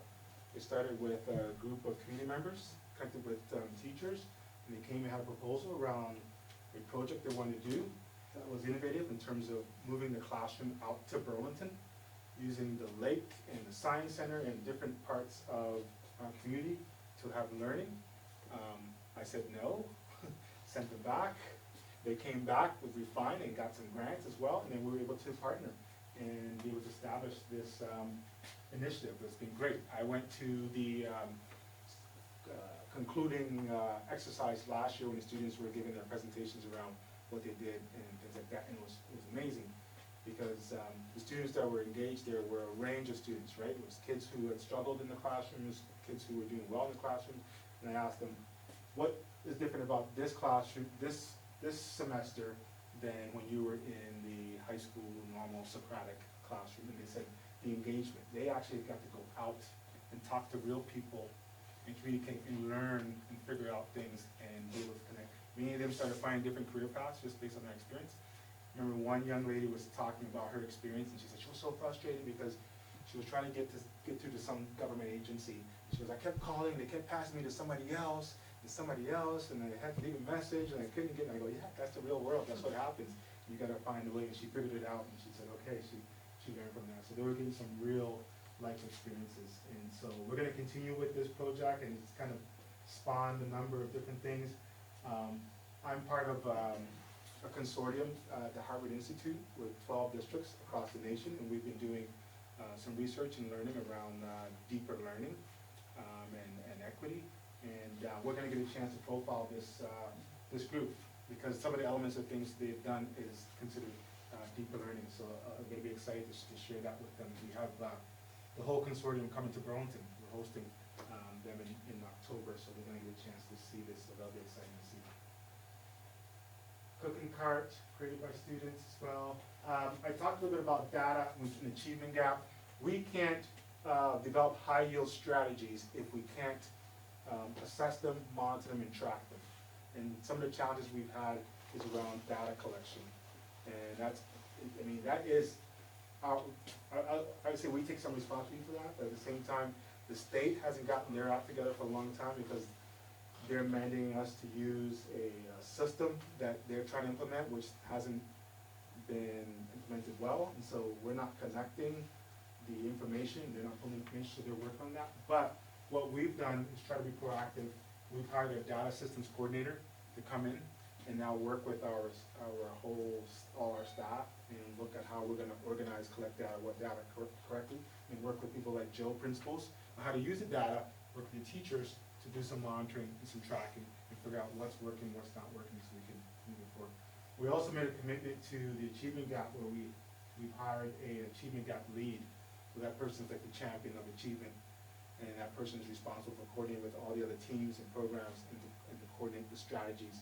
And he had a team at Harvard last summer that did some training with other districts who were interested in the same strategies and picked up a lot of good strategies in developing the work here as well. So this is just more about the different data pieces and data sources. And some graphics of our staff in classrooms using data walls and how they're using data to engage students in formative and assessment pieces as well. And changing the model in terms of one of the big pieces is high yield first best instruction. And in order to do that, we have to build the capacity of our teachers. So we have to give them training so they can support the students. And so that's what we're doing right now in terms of restructuring the model. Right? We're raising the bar. Okay, so the last grouping is sustainable finance and facilities. This one will be quite easy because you've probably been engaged in this. Thank you, Burlington, for the high school bond, which passed. Has given us the opportunity to create beautiful learning centers and spaces for the next generation and the next generation and the next generation of Burlington. So we're engaged in that work right now. So that's a big part of our capital plan, and we're very appreciative that the community members of Burlington supported education in our city. And with the capital plan, there's more capital plan. You know that there's been some work here at Champlain over the last couple of years. And if you've driven down Main Street in the summer, you probably saw Edmonds, all the construction there, right? So there's significant work happening in all our schools at different times. And they've got significant work happening there that's going to improve the spaces for that school and the learning. And I'll show you in the next graphic here. You can see, I don't know if you can see from back there. These are beautiful spaces. If you get a chance, I think we're going to have to do an open house to show the work that's being done. We're kind of just moving and getting it done, but I think people need to kind of see it and appreciate it. And this space here, which is a beautiful new sort of cafeteria and receiving area, and we can use it for workshop spaces as well. This used to be called the dungeon. In the basement, and it was not a good space for students to be in. Got beautiful, nice serveries here. So the work is happening. So all the support the community is giving us is the results are right here.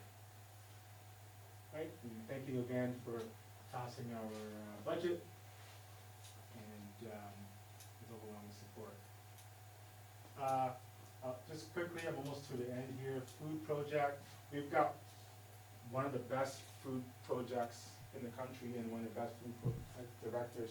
Doug Davis is the president-elect of the National Committee of the National Food Project Group, and he's asked to give testimony to legislation and Senate all the time, and does an excellent job with this initiative. One thing I won't read all the pieces to you, but I'll say that we feed our students breakfast, lunch, and dinner. And one of the toughest decisions that I have as a superintendent is calling snow days. And on snow days, one of the reasons why it's also challenging is that I know that when there's no school, we have students who don't eat. because they rely on coming to school to eat, so it's like, you know. But Doug has been able to create bag lunches at certain locations in schools, and students actually go, like, it's amazing, I thought, oh, wow, people are actually gonna walk through, but they walk to the schools and get bag lunches, so that means they really have a need for it, so we're thankful he's able to do that. I'll also say, this is probably one of the best run departments. I mean, we run this initiative at a profit, right? And because Doug's department also caters out, right? You've seen like the food truck around maybe, and you've seen, and they cater out to different events and things like that, so they generate dollars that we can continue to support free lunches for our students and do other things with it, so excited about that.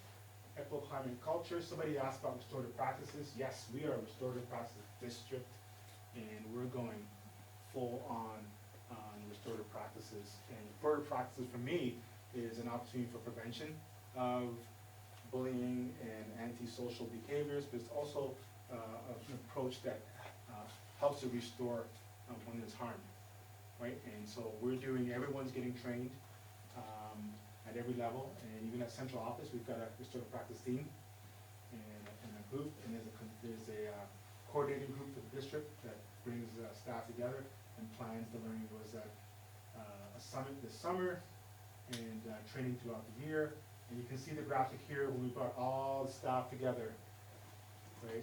At the high school, in the gymnasium, and we did a full day of restorative practice training, and so you'll see some of our schools have really moved to a high level where teachers are doing restorative circles before they even start their lessons in classroom, and creating a really nurturing environment, right? And for those of you who had a chance to maybe teach or be in a classroom, you can create the best lessons. But if you don't have control of the classroom and the environment, students aren't going to be ready to learn and not going to be able to be successful in that. They're not comfortable in that space. So that's what we're trying to do, is to balance that out. And we know over the last couple of years, in employing some of these strategies, our suspension rates have gone down, right? 40% from a few years ago, and we're continuing to move on that trend. A couple of just highlights. There are a couple of events that happen throughout the year that we get really excited about. This Reading to End Racism, many schools do this. They bring people in from the community. So if you see that, maybe you might be interested in coming and reading to a class. That'd be great. You can bring your own book, or we can pick one for you, and you can do that. And we had a number of staff and community members go into schools, and everyone has a great time. Usually the students start to see different faces in the classroom. We get excited about that. We had our second annual Beyond Black History Month, and it's a great event. We have great turnout. You can see all the people that showed up, because we feed them free food. People come out for that, right? But the content is great too, right? It's an opportunity to display the learnings from the students from the previous months, and they talk about history, civil rights, and other sort of social action pieces. One of the reasons why I placed it in March as opposed to February is we wanted to make the explicit point that Black history is not just for February, but we want to move to an inclusive curriculum where it's integrated. And someday, hopefully, we don't have a Black history, we just have history, because it's totally integrated and recognizing everyone's history.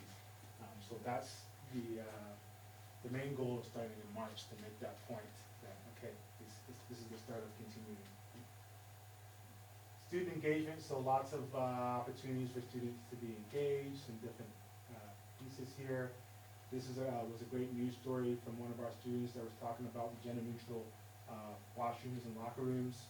That we really focus on our equity umbrella in all the lenses, and so this is a good example of students, exemplifying the treatment that they've received in our schools. So, Teacher Appreciation Week graphic is gone there. It's a really great graphic. And plants and all kinds of things. You can blame me. Maybe I Yeah. So I think I'm at the end, right? Thank you. And so that's our vision statement. If you haven't seen it, cultivating caring, creative, and courageous people. We want you to join the journey. Thank you.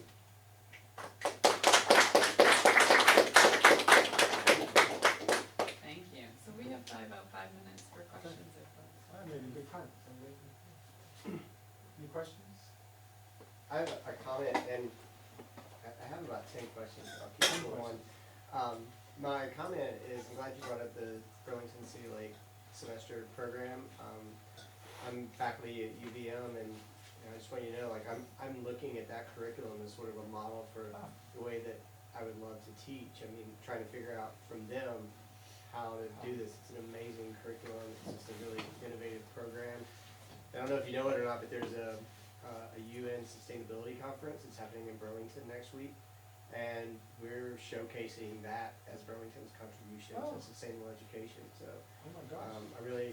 Can you send me a communication on that? I'd love to try to get Sure. out to it. Yeah. If I could. Actually, some of your kids are coming to, yes, they're coming to talk and sort of share their experiences Right. as part of it, so it's really great. My question is about these, I don't know what we're calling it exactly, but lockdown drills. And I think they're really intended to be like protections against active shooters.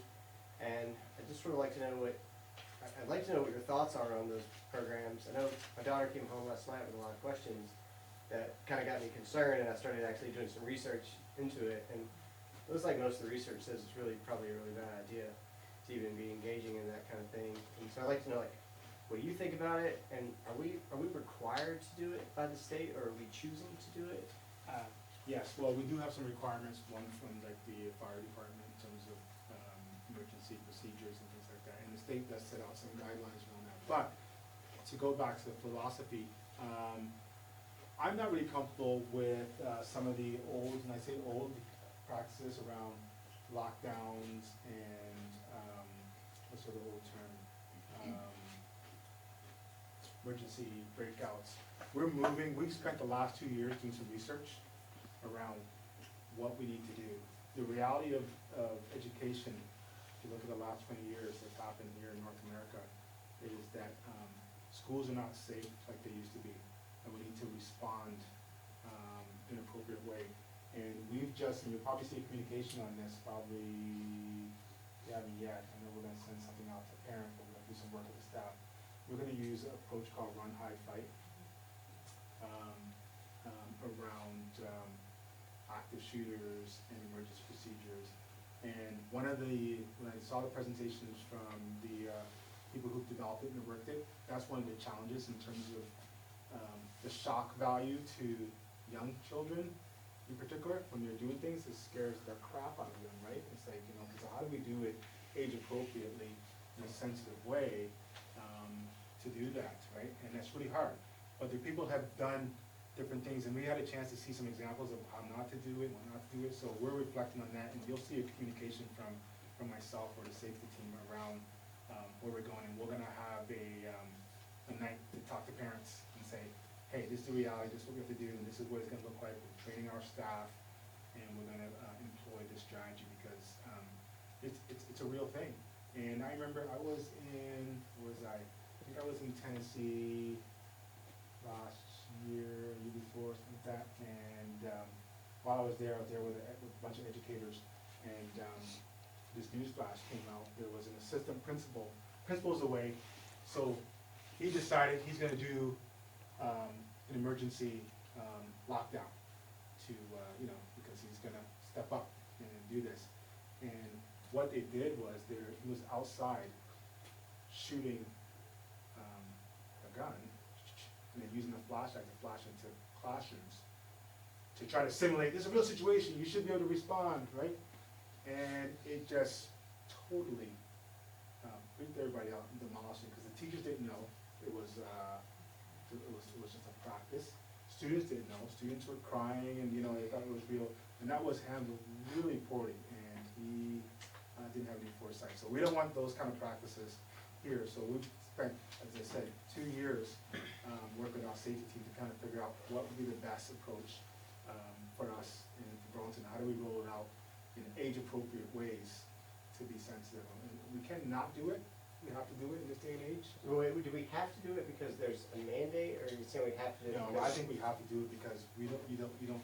And I've spoken to the superintendent in Parkland, and I've spoken to students from Parkland, and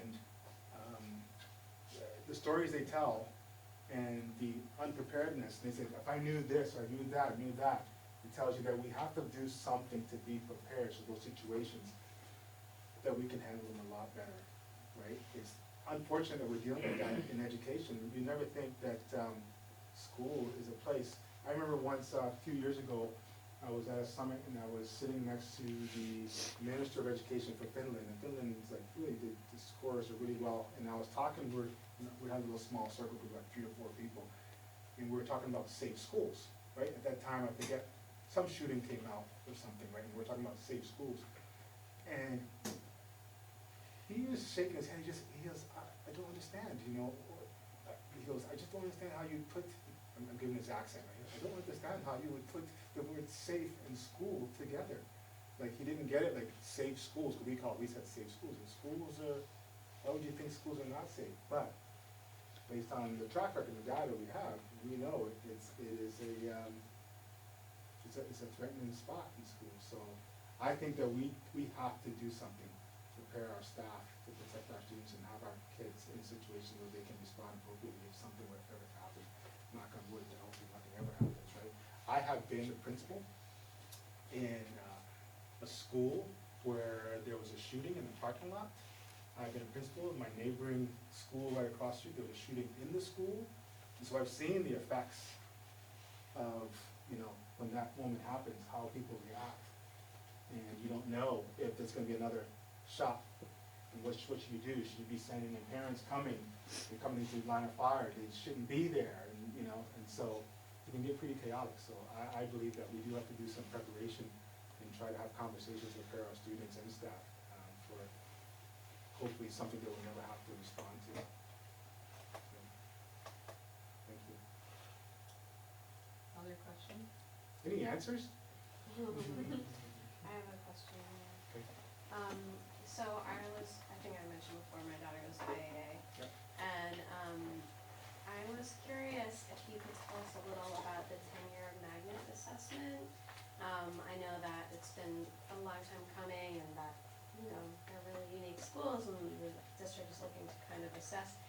And I even know that a board member, like, you know, it like actually affected a vote about supporting the magnet schools at one point because they were like, well, the assessment hasn't been done, and I was kind of like, wow, this is really affecting policy. So I was wondering if you could. Yeah, so what we're trying to do is do an assessment of elementary schools, because we want to include schools like Champlain and the magnets. And so we want to see if, okay, what's happened over the last 10 years? What worked? What didn't work? From my perspective, what worked, we should be capturing and integrating into all our schools. If it's good for those schools, why wouldn't we do it for that school? And I know some board members have even talked about, oh, maybe we should have a tech magnet and this magnet. But for me, it's kind of doing the analysis and finding out what are the pieces that are working so we can do them for all our elementary schools. I'm not against magnets at all, but it has to be the right approach and have the right resources and the right strategies. And often we get from our schools, you get this divide and conquer thing. They go, oh, the magnet's got that, and we don't have that, and so I really want to be able to say to parents, yes, you know what, you have a choice, and if you go to Champlain, you're going to have a great standard of education there. If you go to Edmonds, you're going to have great. If you choose to go to that school, you're going to have great. We don't have that, right? So we need to do that. So we do have a staff task force. The board is working on a committee, a task committee, to kind of do some review and do some analysis on that. So I would suspect that would take pretty much the year to go through, and then I would see hopefully some recommendations to superintendent and say, hey, this is what we're going to do. We're going to be able to support Joe in doing this or doing that. I know in my previous experience, we were fortunate enough to be building new schools, and every school that we didn't call it a magnet, we called it a theme, right? And so it's a difference in terms of integrating. We had an arts team, we had a technology team, we had a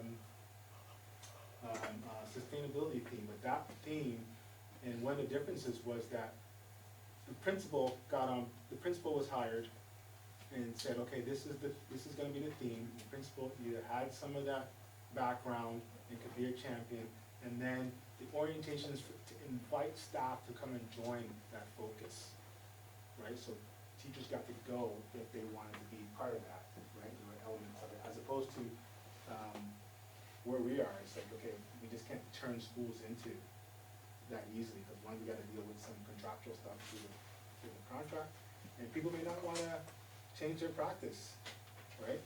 But I found it most effectively when we have people who volunteer, say, yeah, I wanna be part of that, and you could build it and do that. So I would hope we could do analysis around our elementary schools and be able to at least find, you know, if I were to go through and they did an analysis and say, okay, these things work, let's pick the 3 top things that work, and let's have all our schools have that, at least.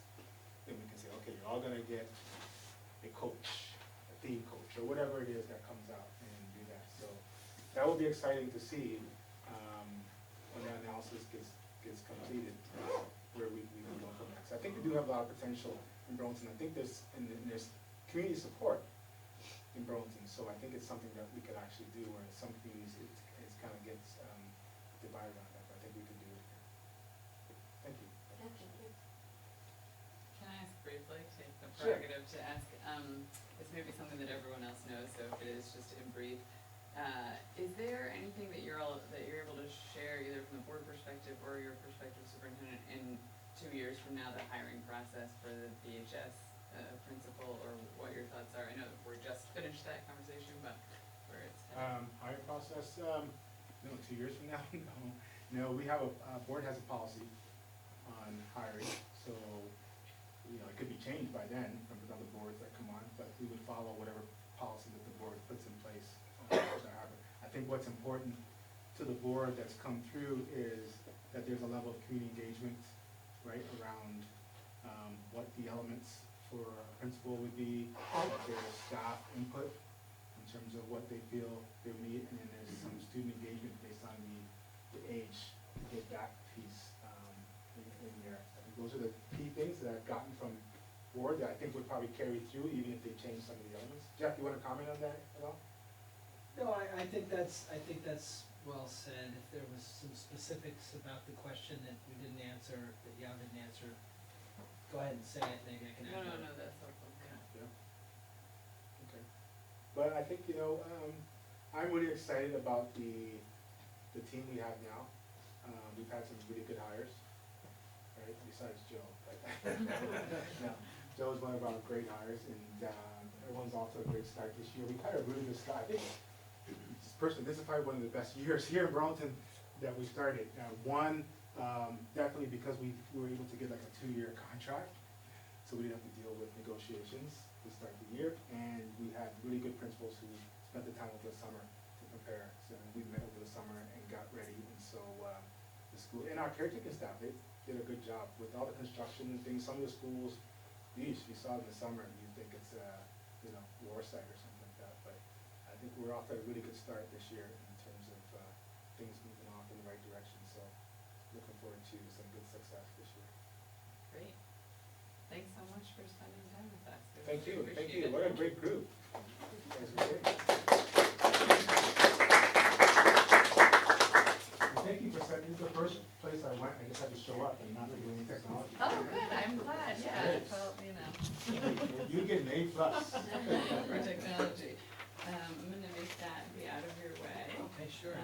But in the meantime, Jeff Wicks, school board member. Okay, Yeah, I'll turn it over to you. Superintendent, you gonna stick around for a couple more minutes? Excellent. Joe, I'm glad you're here too. We got the real deal here. School board. And for the principal. I'm just a I school wanna board hear what member. you have to say. That's right. Well, the truth is, Principals.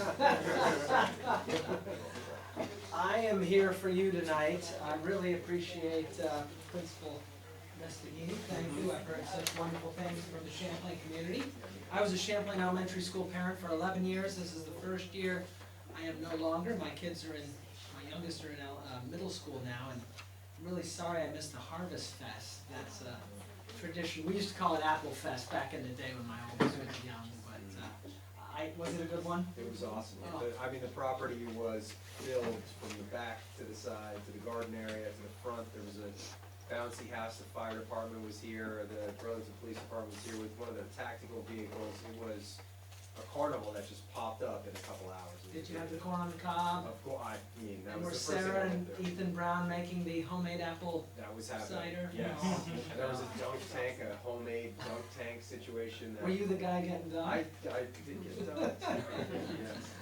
And thank you, Superintendent Obang, that was a really comprehensive presentation.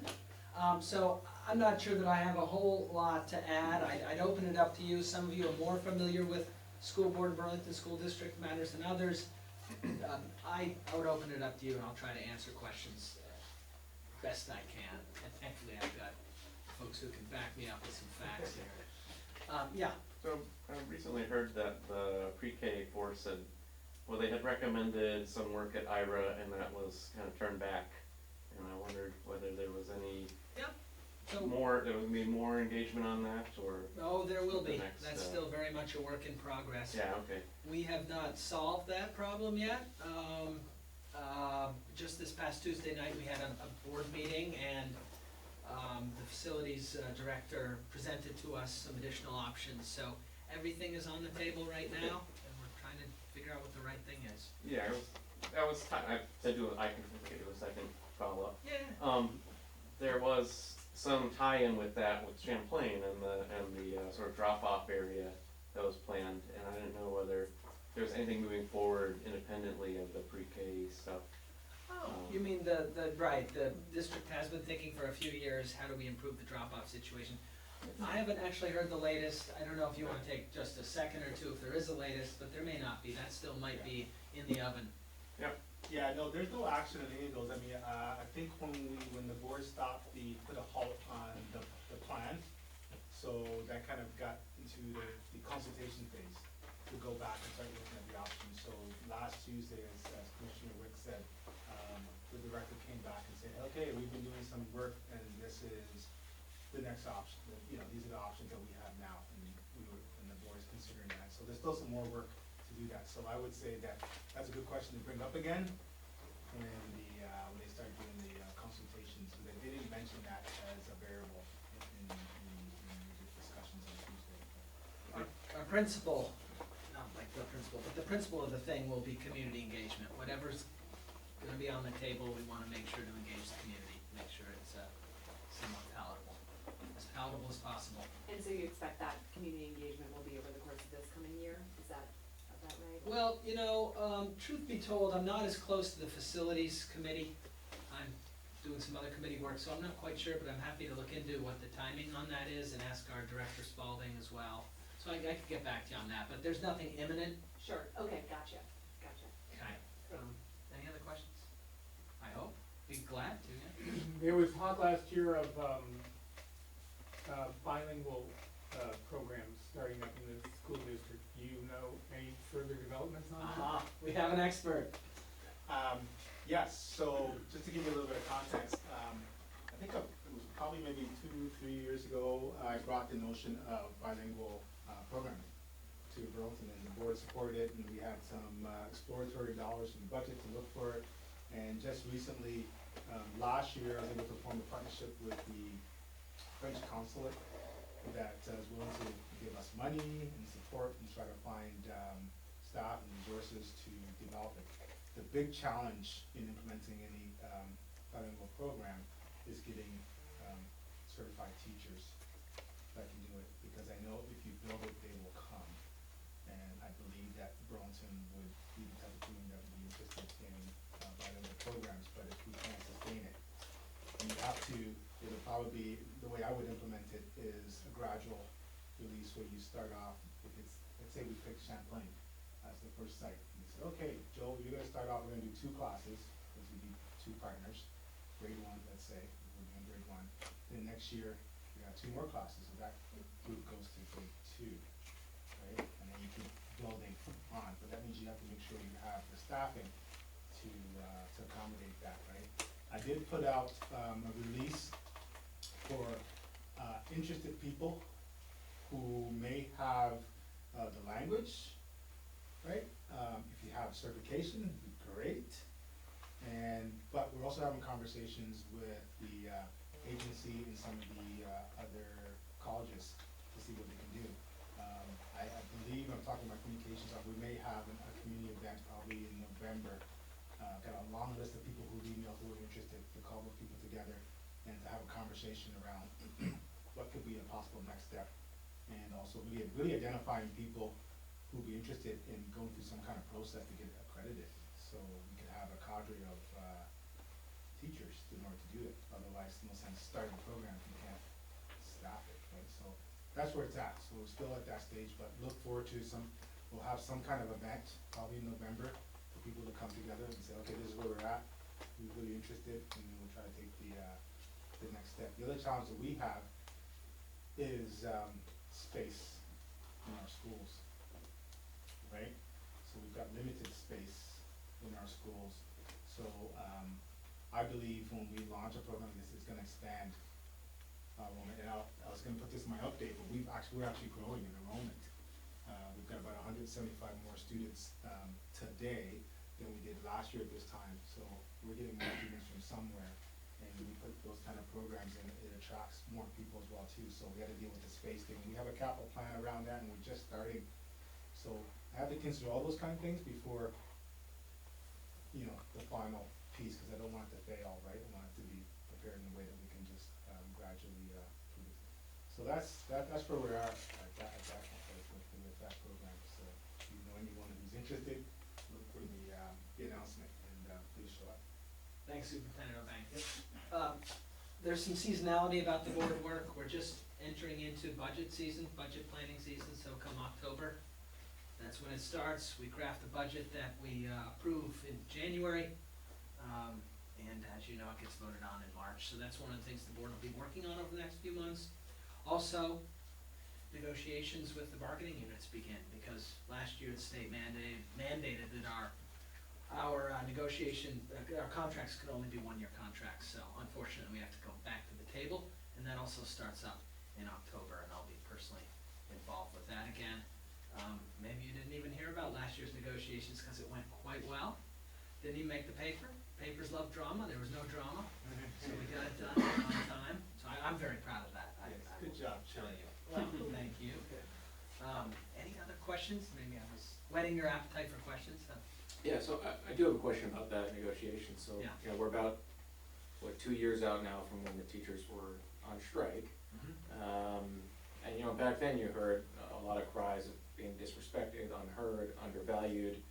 And then the negotiations a year ago, very stark contrast and, ended with a picture of you all sort of shaking hands with the other and so on. So I guess I'm just wondering from your perspective, what happened over the course of that year that sort of allowed for that stark contrast, and what's happened since then, and what do you anticipate is going to happen in negotiations going forward, and from your sense, not only from the board's perspective, but also from the administrator's perspective, what's working and what do you think needs to continue in order for us to not end up again where we were 2 years ago now? Right. Well, I think the composition of the players changed, and I think that made a difference. And No, I think you're right. I think so. I'll jump in on this one because I've actually had this question. Save me on this one? Yeah. Both sides, the players did change, right? And I think both sides wanted to achieve success and achieve it as quickly as possible, right? And both sides felt they wanted to lay a foundation for future collaboration. So both sides sort of compromised and said, okay, let's get it done. And that was the mission. I know that was the mission of the board going in terms of, okay, we want to make sure that we can do something to demonstrate that we're receptive to them. And so I think Chair Wick and the team did some things that they were able to see, okay, we can do this, and then we were able to get to a settlement quickly. And so on the internal side, because the players have changed, it also allowed myself and our administrative staff to have regular conversations with the new president and others, and talking about, oh, what can we do, and other things that we can do, so trying to build that rapport. I only wish because of legislation, like every year, if we had, 2 or 3 years in between, that would give us enough time to really develop those relationships. And you would solve some of the nitty-gritty things, with side agreements before you even got to negotiations. By the time you got to negotiations, you know what they're about, you know what we're about, and you know what would be the main things that we would be prepared for. But because it's so quick, right? Like when you solve a contract, you think you got a whole solve it mid-year. And so really technically you have a matter of months and you start again, right? And part of it, if anyone's been here involved in negotiations, part of it is the posturing both sides have to do, right? And that doesn't help, right? You gotta hold up this and hold this, and then that isn't. But I would say that just to sum up, I think the players changed. There was a real commitment to find resolution, and that went a long way in terms of the conversations they had, and no one really overreached too much, so that we came to a resolution. So I know the board took that strategy, hoping that in the next, that they could recognize that, and we can have a fruitful conversation going forward. Yeah, you asked, part of your question was looking forward. Well, interestingly enough, as you probably know, the legislature has sort of removed, or is in the process of removing, the healthcare bargaining from the local level to the state level. And so there's this state bargaining going on regarding healthcare, which I think is either in mediation or arbitration. So this will be an interesting new development. When we go to that table locally, in all likelihood, healthcare bargaining will not be on the table. It'll be the other stuff. What kind of impacts that will have, negative or positive, to having some other healthcare deals struck at the state level, I don't know if that'll be a positive or negative yet. Depends on how it plays out. Right. But I'm anticipating continued more of the same in terms of relationships and positive. And one element that people don't actually realize I would say that our Burlington educators often want to strike a deal and settle on certain pieces, but because we're Burlington, they also have responsibility to Big Brother, the state, and sometimes they're asked to do things in supporting of others in the state.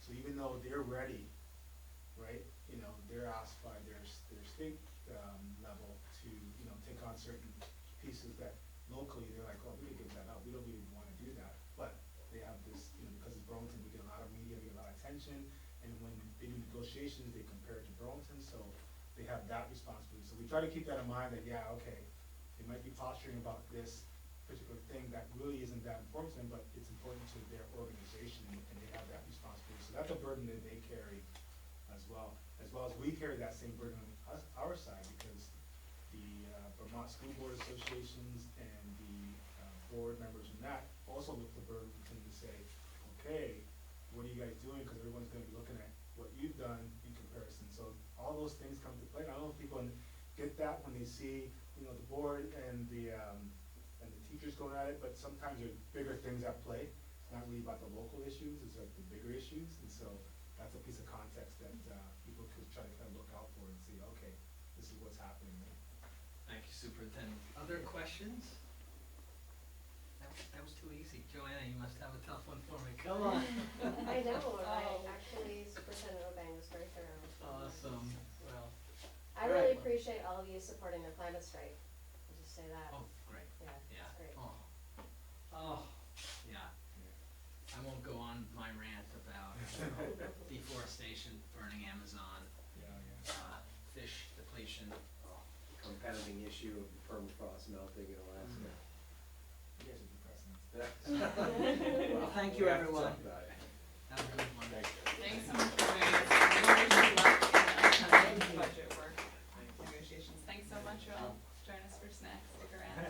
Thanks so much again. Thanks so much. Good job. Cheers to. Yeah, I stopped. And then there's the front, this one right here, which,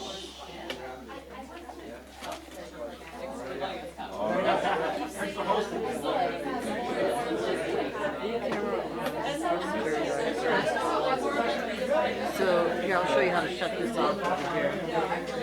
This is the live stream. So this is the on off button, so just press that. Oh, see you later. Yep, so you press that off. And then it says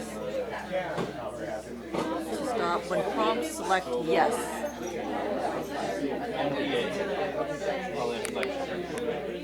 Oh, so you press that, and then you select yes, so you can move it over. and then you press it again to do that. How are you? You having some technical difficulties? Yeah, this is like, oh, this is helping. She's like, she was a BHS student. Oh, are you working for Johnson T? Yeah, Oh, so internship. I'm trying to develop like the videography internships for the NPAs, and a lot of them are BHS students. And Very good. you know, I have it's like- my middle son graduated from film production. Yeah, and they'll be like going out and interviewing. Actually, Hamdi's gonna interview some folks at the professional component, and Oh, good. you know, Yeah, so yeah. it's like it's Like next week, right? Yes, Thursday. Right. Okay, see you. All right, so we're so prompt yes. So we hit yes. When prompt select event by pressing the event one. Okay. Pterodact should put ready, right? Is it? You see any ready up there in the upper right? Stopping.